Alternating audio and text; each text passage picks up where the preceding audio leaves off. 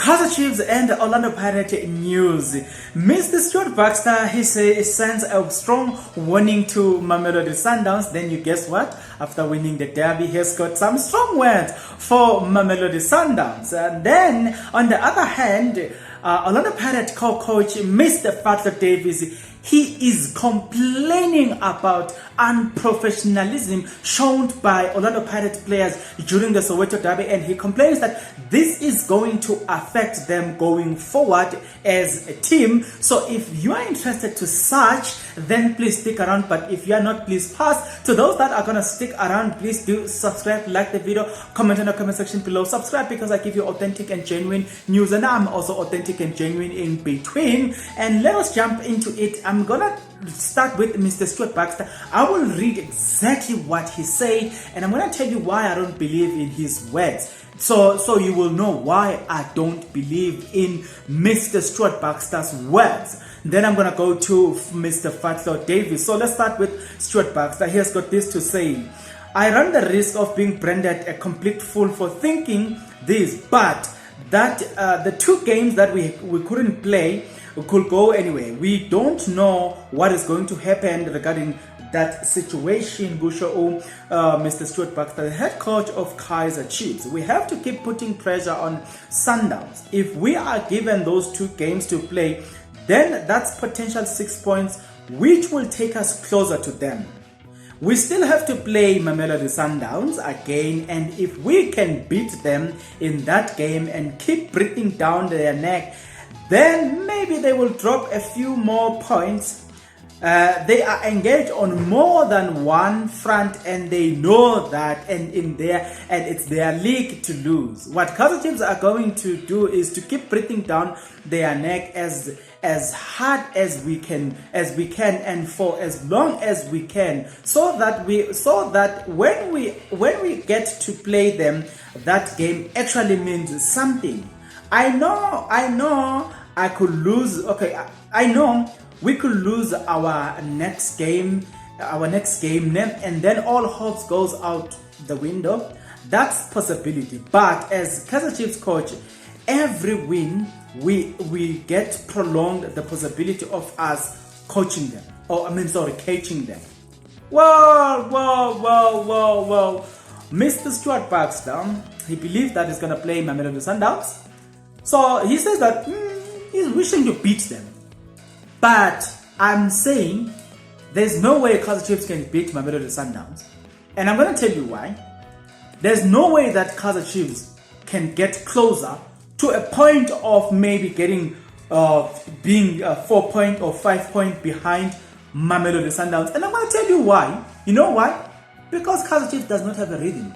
If Kaizer Chiefs had a rhythm, then we can be talking something else. But because of that, no. Kaizer Chiefs will win a game this weekend. The next weekend they lose a game. The next weekend they draw. The next weekend they lose a game. The next weekend they win. So the team does not have a rhythm. When it comes to Mamelodi Sundowns, it's a team that have a rhythm. You know, they have a momentum. They are working on a certain momentum. Because of a momentum, I don't know if you have done science. It will tell you if you are involved in an accident, what causes everything is the momentum, the velocity of the car, together with the momentum. You know what I'm saying? If you have done science, it will tell you that even when you apply the brakes, because a lot of drivers will apply the brakes when they see the accident. But because of the momentum, it will carry the object until it hits the other object. That's what we call it accident. So Sundowns is like that. The velocity in which they are running at, even if they can try to stop, but because of the momentum, create. You know what I'm saying? You see what I'm saying? Yeah? Because of the momentum, it's not easy for Sundowns to lose because winning is now in their veins. You know what I'm saying? Because they are in a certain, they're playing in a certain rhythm. They're playing in a certain, they have a momentum. They've got an understanding. You know what I'm saying? When you win, you begin to have this victorious mindset. So it's not easy. I know. People can be hopeful, but if Stuart Baxter can change his tactics, maybe we can talk something else. if he can apply the tactics that he used against Orlando Pirates, especially for the first 38 minutes, where Kaizer Chiefs, they took the game to Pirates, and I don't think Pirates were expecting that. Pirates expected the Kaizer Chiefs that will sit with 7 defenders and allow them to come to them and then get them with counter attack. But Kaizer Chiefs came up with a whole different ball game, and they took the game to Orlando Pirates, and Orlando Pirates were surprised. They didn't have the answers, to a point that Kaizer Chiefs were robbed a clear goal, but it was ruled outside. It was ruled as offside. So I'm saying if Kaizer Chiefs were to apply such tactics, then we can talk something else. But with the current tactics, and an unsustainable starting lineup, you think Kaizer Chiefs can win a league, guys, the whole league? No, forget. Let alone to even come closer to Mamelodi Sundowns. No. I don't see it. As Sundowns is just well-oiled machine. They run like nobody's business, and I don't see them being stopped by any of us. You know what I'm saying? There's no team that I can say so far they can stop Mamelodi Sundowns. But you are a knowledgeable fan. You know your facts. Let's talk in the comment section below. I can only believe in what Stuart Baxter is saying. If he can apply the same tactics on the next game, maybe 2 games, then I can believe on. Okay. You can give Sundowns something to think about. Other than that, no, there's nothing to think about. Because Sundowns will win this clear fact. Probably they will be leading with 10 points. If maybe people get to cover them, probably it's gonna be maybe a 7-point gap.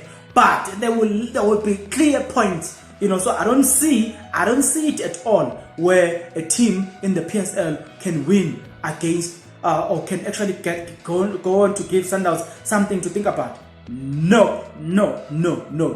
Let's talk about Fatlo Davies. Fatlo Davies is complaining about his team. So I'm gonna read the statement quoted by ETSK TV. So I'm gonna read the statement so you could hear from the horse's mouth and never say Bongani said this. Now, he was asked some questions and then he answered this way. He says, like I say, it's about us trying to find the right possibilities to play. Perhaps with the 2 strikers in rotation in relation to them, selections are a various aspect you look at. Yes. First and foremost, number 1, are you coming to training?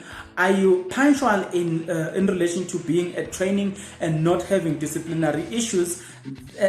Not having disciplinary issues. That takes you out of the selections.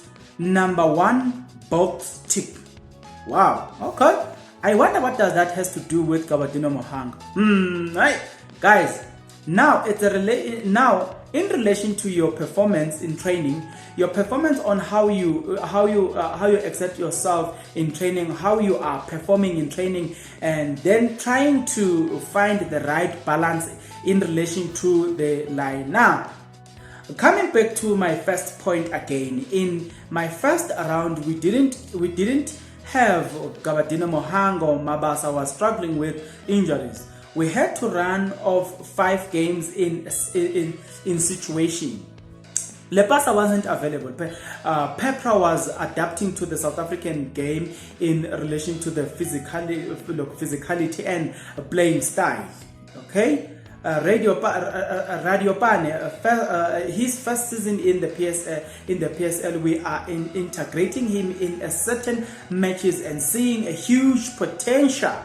Wow. But now taking a step back, he's training with us, still improving and fighting for a place with the first team, and then getting a minute when not in the squad, already scoring 17 goals in the MDC. Okay, it's about us finding the right moment, that chemistry in the lineup. What is with whether with these 2 strikers or a striker or 3, number 10, but we need not only strikers, but we need players to chip in. All right, our top goal scorer at the moment, Bandile Shandu, with 6 goals in all competition. Dion Hotto contribution on the other side. Pepper scored in the last matches as we also on 6 goals. It's about finding the right moment. Maybe 2 strikers are the way to solve it, to help the players who's going to lead the lineup, to bring the best out of not just he not just him scoring, but also overall team structure and bringing the best out of others as well. Guys, there's something that Mr. Father Davis is hinting here. Mr. Kabadeno Mohango had a problem. His biggest problem is that it's discipline. If you were watching the AFCON games, when there was Gavin Hunt there, when he was asked about Kabadeno Mohango, he says this guy, he has got a problem with discipline. He's a player that will not pitch into the training. He's a player that will not show up, but if you put him on the field, he's gonna give you what you want. So he said you need to decide if you want to overlook his disciplinary issues, ill discipline, and then use him on the field, and then he's going to give you what you want. It's a similar situation with Jabopule. Jabopule will be taken from the tavern to come and play for Kaizer Chiefs, and he will give 100%, and he will play better than the players that were training.